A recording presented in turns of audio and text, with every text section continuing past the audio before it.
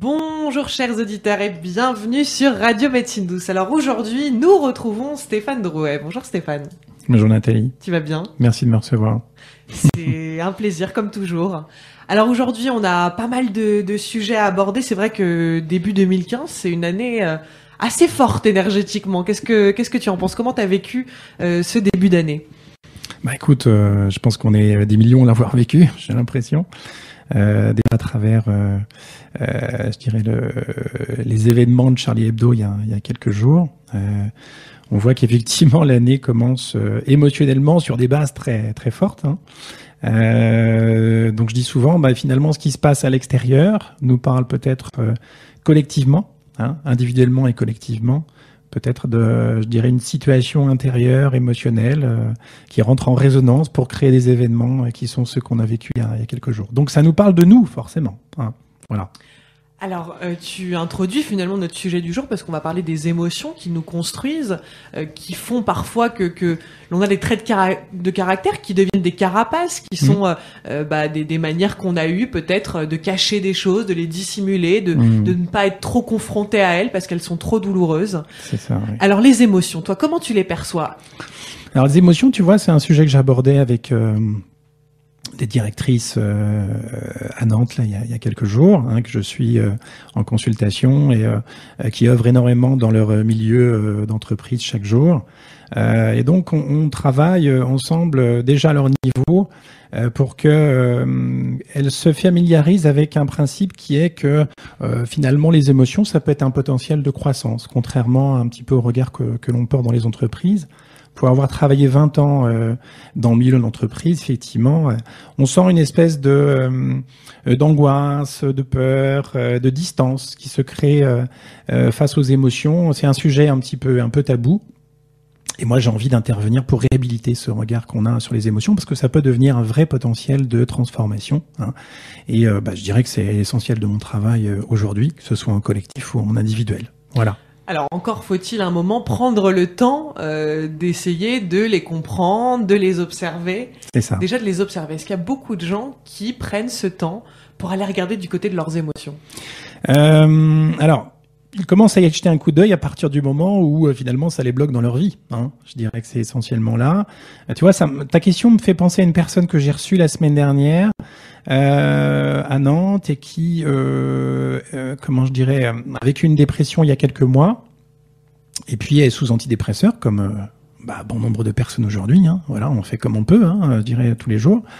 Et elle me disait, j'ai envie de transformer mon rapport aux hommes en ce moment. Et je dis, mais qu'est-ce que vous ressentez? Et elle me disait, mais pas grand-chose. Mais je dis, c'est pas forcément quelque part une grande surprise pour moi, parce qu'à partir du moment où vous prenez des antidépresseurs, c'est comme si vous coupiez un petit peu votre accès à ce mode observation par les cerveaux évolués qui sont le néocortex et le préfrontal, hein, qui sont les cerveaux les plus évolués à notre niveau aujourd'hui. Eh bien, je dis, le problème, c'est que c'est comme si vous étiez coupé vous-même. Hein. Donc, ça va être plus difficile de travailler ensemble. Voilà. Après, vous faites votre choix. Hein. Moi, je vous dis pas d'arrêter les antidépresseurs du jour au lendemain. Puis ça, c'est pas mon rôle, c'est le rôle d'un médecin. Hein. C'est pas mon job à moi. Mais soyez consciente que pour travailler sur vous, eh bien, ça va être plus difficile. Regarde les Anglais, hein, ils nous disent bien motion is emotion. Hein, l'émotion, c'est du mouvement. Eh bien, ça crée du mouvement, de la transformation en nous, effectivement, d'accepter ces émotions qui sont là. Alors, c'est pas facile tous les jours, mais ça peut devenir un vrai moteur de changement, un vrai moteur de transformation, dans la mesure où on observe ses pensées, comme tu le dis. Je dirais que c'est vraiment le premier stade de transformation aujourd'hui. On évoquait tout à l'heure un petit peu le Einstein qui nous disait qu'on ne pouvait pas dénouer, je dirais, un mode de pensée. Si on regarde ce mode de pensée avec la conscience qui nous a permis de le créer, en fait, hein, quelque part. Donc l'idée...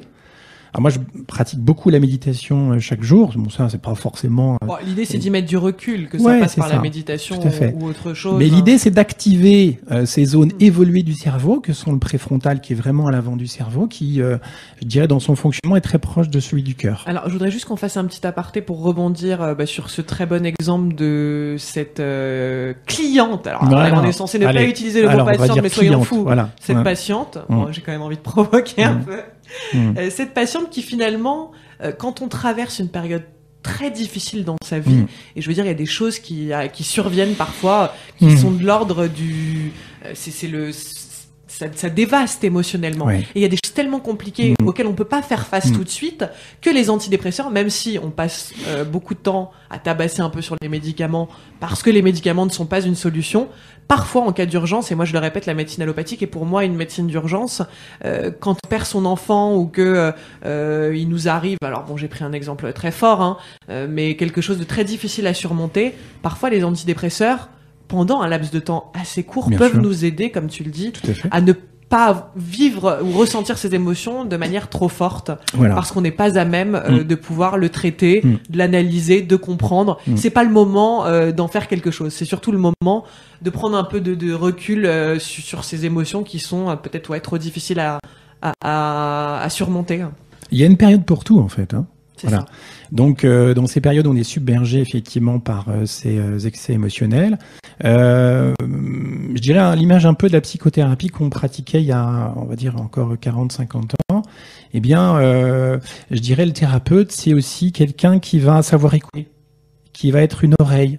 Quand on manque de confident dans son environnement, quand on a du mal, je dirais, à évacuer cet excès émotionnel, je dis souvent vider la bouteille, et ça fait partie de la transformation de vider la bouteille. Pour moi, c'est essentiel. Ça ne sera pas suffisant, mais c'est une première phase, et qu'on est submergé par ces émotions. Pouvoir en parler à quelqu'un, et ça peut être un thérapeute, c'est aussi, au-delà de l'observation, une des phases essentielles de la transformation. Aujourd'hui, ce sera pas suffisant. C'est ce que j'évoquais avec toi tout à l'heure. Pour moi, on doit travailler sur 2 niveaux aujourd'hui pour transformer.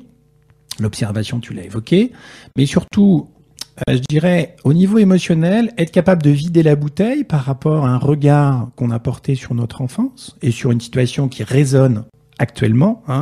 Je prends un exemple type, par exemple, cette femme qui, à 12 ans, est pendue par les pieds sur un plongeoir parce qu'elle ne veut pas sauter, elle est pendue par les pieds par ce maître nageur qui la lance dans l'eau, elle est terrorisée, et puis elle sort de l'eau, vous imaginez un petit peu dans quel état elle peut être, et puis son père est là, et malheureusement, la première chose qu'il va lui dire, en la prenant dans ses bras, c'est « ce n'est pas grave ».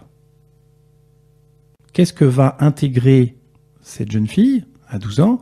Mon père n'était pas là pour me protéger. C'est ainsi qu'elle va l'intégrer. On aurait pris 20 personnes différentes, elle l'aurait intégré différemment. Elles auraient pu le ressentir comme un message de réconfort. Elle va l'intégrer sous la forme « je ne peux pas faire confiance aux hommes pour me protéger ». Et donc, elle va attirer dans sa vie, on verra par des mécaniques qui me sont chères, qui sont celles de la physique quantique, par rayonnement électromagnétique par rapport à nos pensées, eh bien, elle va attirer dans sa vie plutôt des hommes avec lesquels ou en qui elle ne peut pas avoir confiance. Donc, elle vient me voir en disant « mais je n'arrive pas à trouver des hommes qui s'engagent ». Alors, ça vient d'où ? Ça vient pas de ces hommes, forcément. Ça vient de ma façon de penser, qui s'est cristallisée tout jeune, et ce qui se passait pour elle, en fait. Moi, j'appelle ça des empreintes émotionnelles, peu importe les mots, c'est pas très important. C'est l'idée qu'en fait, le cerveau est fainéant, il ne sait pas traiter autant d'informations qu'on aurait pu le penser, donc il a besoin de savoir gérer, il doit être en mesure de gérer un certain niveau d'énergie, qui est une émotion lambda, et si l'émotion le dépasse, eh bien, il va activer un système de disjoncteur, j'aime bien ce terme-là, qui est finalement le préfrontal, qui va désactiver les 3 autres cerveaux, à savoir le cerveau reptilien pour la survie, le cerveau limbique pour l'émotionnel et le néocortex pour le raisonnement. Il désactive tout ça, et cette énergie émotion qui n'a pas été vécue jusqu'au bout parce qu'il y en a trop, eh bien, elle va être cristallisée dans nos champs d'information, dans notre système organique à la fois biochimique et électromagnétique, et par la suite va rayonner comme des mécaniques inconscientes vers l'extérieur sous forme d'ondes et va attirer à nous certaines situations et certaines personnes. Et c'est ce qu'on vit à l'infini. Donc elle, c'est son cas. Elle venait me voir parce que ça faisait plusieurs fois qu'elle avait des compagnons qui étaient rentrés en résonance avec ce schéma-là. Donc, eh bien, quand c'est le cas, on va voir dans l'enfance ce qui s'est passé. Et puis on essaie de faire des liens. Est-ce qu'il lui était déjà arrivé d'y mettre une forme de conscience ? Pas du tout.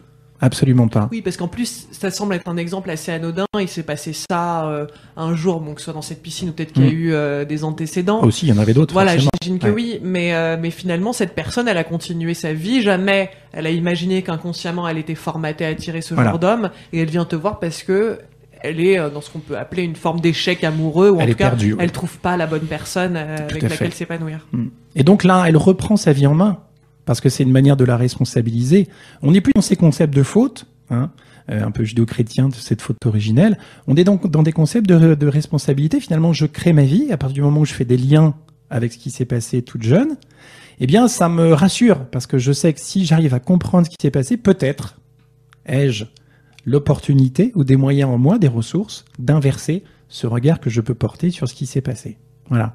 Et ça, aussitôt, la personne, on voit que son visage change très rapidement. Ce ne sera pas forcément suffisant de faire des liens, dans la plupart des cas. On devra passer à l'étape que j'ai évoquée tout à l'heure, qui est vider la bouteille par rapport à l'émotion qu'elle a vécue à l'époque, qui est cristallisée. Et puis, on aura peut-être changé le regard sur le père, sur ce qui s'est passé à l'époque. Donc, il y a un vrai travail d'inversion de perception. Hein. Alors, je prends un autre exemple que je t'évoquais tout à l'heure, que je trouvais intéressant. Cette femme qui vient de voir à 65 ans et qui vit très mal sa retraite, a mal vécu sa ménopause et a le sentiment de n'être rien, de ne pas exister à travers ce vide qui se crée. Puis on va voir dans son enfance, et puis on se rend compte que finalement, elle n'avait pas le sentiment d'exister aux yeux de son père, dans cette fratrie où ils étaient plusieurs. Hein. C'est souvent le cas quand on a des groupes comme ça. Hein. Certains ont du mal à trouver leur place. C'était son cas. Hein. Et donc elle était restée sur cette idée que finalement, elle n'était rien aux yeux des hommes. Et là, ce vide se recréait à nouveau à travers sa ménopause, hein, avec cette dimension maternelle qu'elle avait le sentiment de perdre. On voit ça très souvent chez les femmes. Ce sont des périodes qui sont parfois difficiles à vivre, qui demandent parfois de l'accompagnement. Et puis cette mise à la retraite où elle avait travaillé, elle était totalement dans le sacrifice, dans l'engagement pendant tant d'années. Et là, ce vide se créait. Et donc c'était très très difficile émotionnellement à vivre pour elle. Donc ça, ce sont les phases, on va dire plutôt de déprogrammation. On sait que le cerveau est très plastique. Hein. Donc ce qui s'est cristallisé très jeune, finalement qui est une émotion bénigne, à l'image de cette piscine que j'évoquais tout à l'heure, va devenir au fil de l'eau à mesure qu'on pense de la même façon, c'est le cas de le dire, je fais des jeux de mots en plus, tu vois, ça m'en rend compte. Quel poète. Quel poète ce matin. Va devenir finalement une façon de penser, une humeur et un trait de caractère au fil de l'eau. Voilà. Donc surtout, ce qui est absolument génial de réaliser, c'est qu'il n'y a pas de fatalité, qu'il n'y a pas d'âge limite pour commencer aussi à changer des choses dans son cerveau, à créer de nouveaux circuits finalement, de nouvelles manières de penser.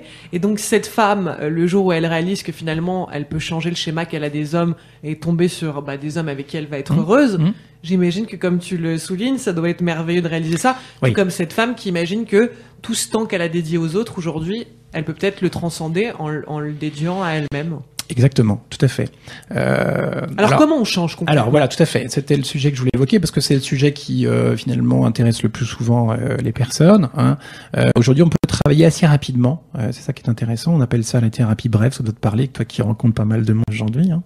C'est-à-dire que la psychothérapie moderne, l'idée c'est de faire des liens peut-être avec les neurosciences modernes, la façon qu'a le cerveau de fonctionner avec tout ce qu'on connaît. Et puis style PNL. Par exemple, ça peut être de l'hypnose. Hein. Moi, je travaille un petit peu différemment. Moi, mon idée, c'est de rendre les gens autonomes. Ça, pour moi, c'est très, très, très important. C'est-à-dire que les gens n'ont pas besoin de venir te voir. Voilà, exactement. C'est que finalement, alors on peut travailler sur 2 ou 3 séances, mais qu'au fil de ces 2 ou 3 séances, ils aient acquis une façon de déprogrammer, mais surtout de reprogrammer leur façon de penser et qu'ils soient autonomes là-dessus. Comment alors ? Alors on y va. Allons-y, soyons fous.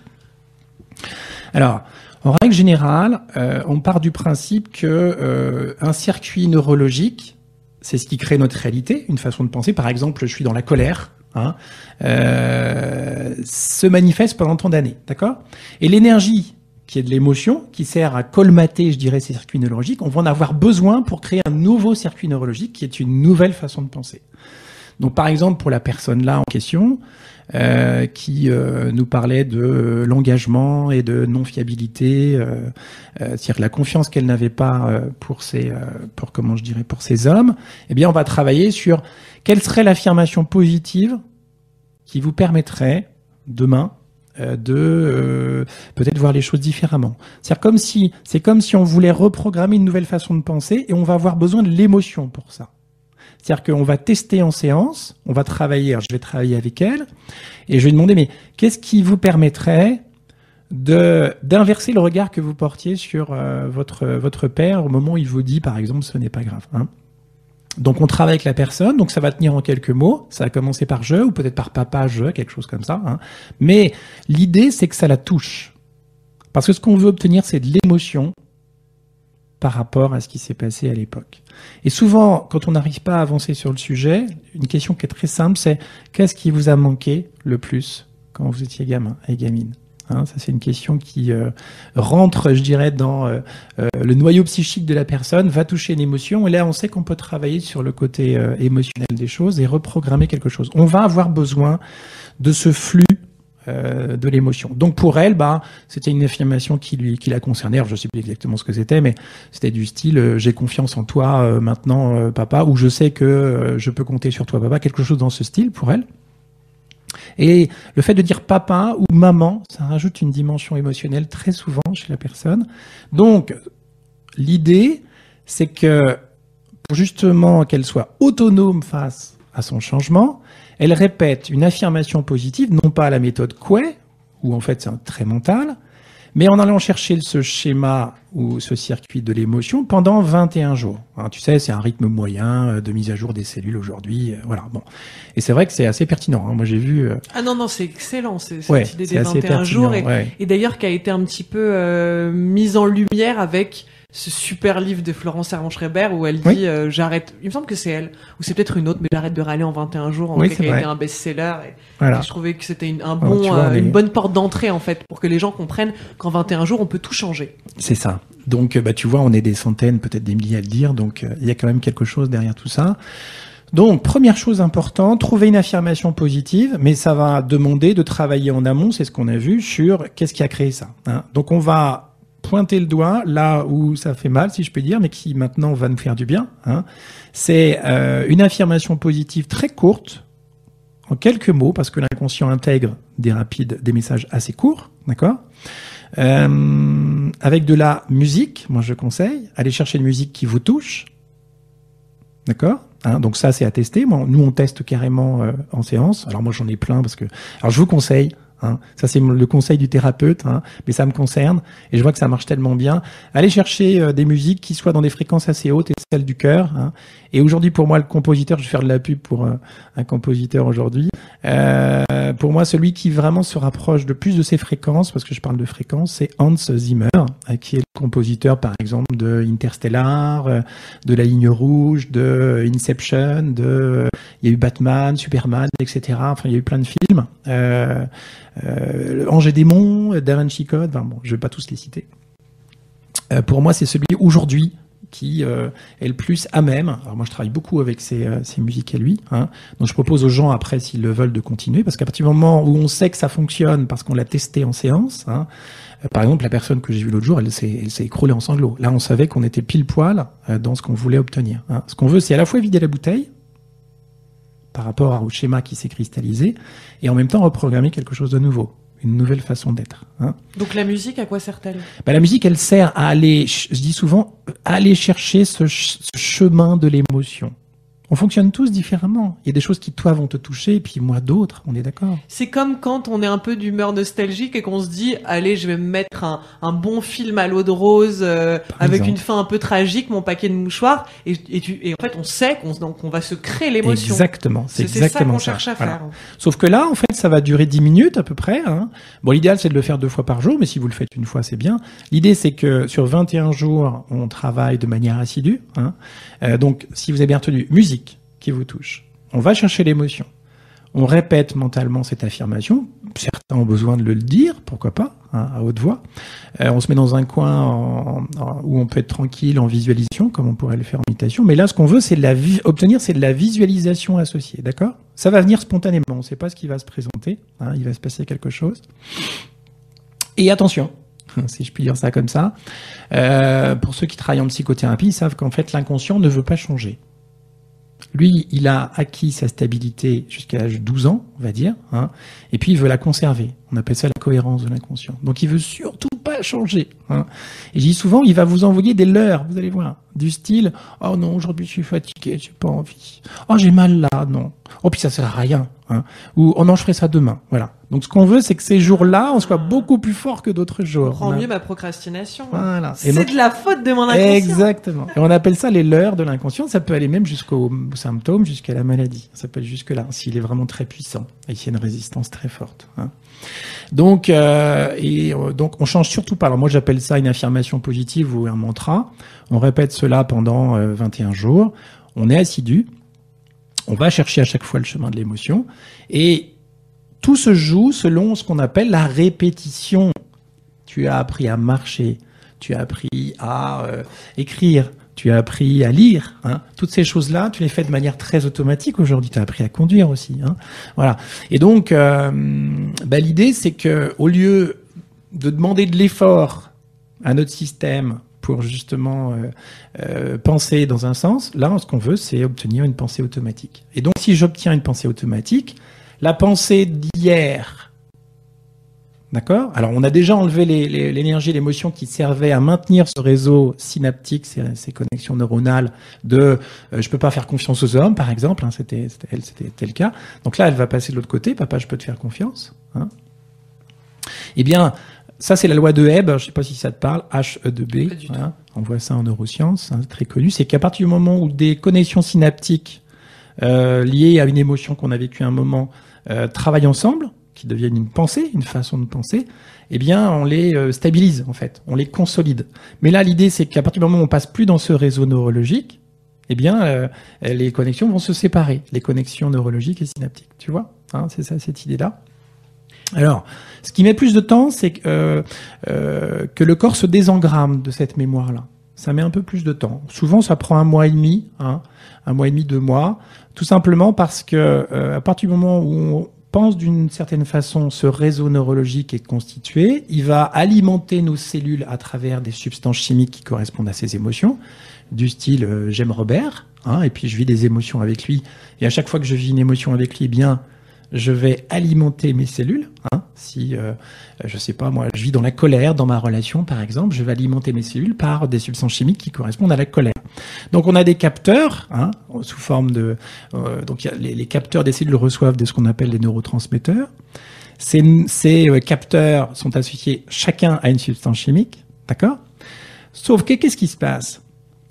Imagine que pendant des années, tu vis sous effectivement cette fréquence un petit peu de la colère, tu envoies toujours les mêmes substances chimiques et les cellules, tout à coup, arrivées à un stade, en ont besoin. C'est leur mode normal de fonctionnement. Ça paraît aberrant et on tombe dans ce qu'on appelle les addictions émotionnelles. Et on fonctionne tous comme ça. Tous. Hein. Sans peut-être la main, je sais pas, mais bon, à mon avis, tous pareil, hein, au même niveau. Et ce qui se passe, ce qui est terrible, et c'est pour ça que je dis que c'est plus long à désengrammer, c'est que en fait les capteurs, quand ils sont bombardés régulièrement par les mêmes substances chimiques, les capteurs en fait se ratatinent au niveau de la membrane cellulaire. Et à partir du moment où un capteur se ratatine, en fait, il en redemande plus. T'imagines ? Il en demande plus parce qu'il n'a pas sa ration quotidienne. Et quand une cellule va se reproduire, ce capteur va être reproduit à l'identique dans la cellule qui s'est créée sur la base d'une ancienne. C'est terrible. Donc finalement, on a du mal à en sortir. Donc souvent, on a besoin d'aller voir quelqu'un effectivement pour faire des liens, hein, et pour pouvoir déprogrammer, reprogrammer ça. Voilà. Alors j'ai une question. Est-ce que, sachant que là tu nous préconises d'aller faire un tour dans l'enfance, parce qu'il y a des choses qui sont engrammées à ce moment-là, est-ce que le fait de reconsidérer la vision de ses parents en tant qu'adultes en ayant un cheminement personnel, par exemple, c'est vrai qu'il y a beaucoup de livres, là nous on fait des émissions radio, donc ça peut permettre aux gens d'avoir des formes de prise de conscience vis-à-vis de leurs parents, et surtout de les envisager cette fois comme des humains qui ont fait ce qu'ils pouvaient avec ce qu'ils avaient, voilà, et de considérer, est-ce que cette jeune femme, elle aurait pu aussi se dire, mon père à l'époque, il a simplement voulu me réconforter, sauf qu'il a été extrêmement maladroit. Est-ce que ça peut suffire aussi à modifier la manière qu'elle va ensuite avoir de considérer les hommes? Tout à fait. Alors, je te remercie de poser la question parce que là, ce que j'ai évoqué, c'est un mode de désactivation. Il y en a d'autres. Celui-ci aussi peut nous rendre autonomes. C'est-à-dire que moi, je propose un espèce de questionnement intérieur. Je dis souvent la qualité de nos questions fait la qualité de notre vie. Hein. Quelques questions bien ciblées, hein, qui permettent justement d'inverser le regard sur, par exemple, une situation qu'on a vécue assez mal quand on était gamin ou gamine. J'évoquais tout à l'heure cette personne qui avait du mal à vivre sa retraite, sa ménopause, et qui se sentait inexistante. Alors je vais poser une question toute bête, mais qui était, mais finalement, quels sont les bénéfices, ou quels seraient les bénéfices à être inexistante? Et là, forcément, elle m'a regardé bizarrement. Ah, et puis, elle réfléchit, puis elle me regarde, dépitée, elle me dit, mais il n'y en a pas. Alors ça m'a fait sourire, forcément. Hein. Et je dis, ah bon? Et je dis, pourtant, il y en a plein. Et elle me dit, ah bon? Mais je dis, oui. Hein. Mais je dis, en fait, vous n'y pensez, enfin, ça ne vous vient pas, parce que jamais vous n'avez pensé dans ce sens-là. Donc, c'est comme s'il n'y avait pas de connexion neurologique là-haut créée, parce que c'est absolument inenvisageable pour elle qu'il puisse avoir des bénéfices, y avoir des bénéfices à être inexistant. Et à partir du moment où on a trouvé 1, 2 ensemble, eh bien, elle a trouvé 10. Mais pourtant, elle ne souhaitait plus être inexistante.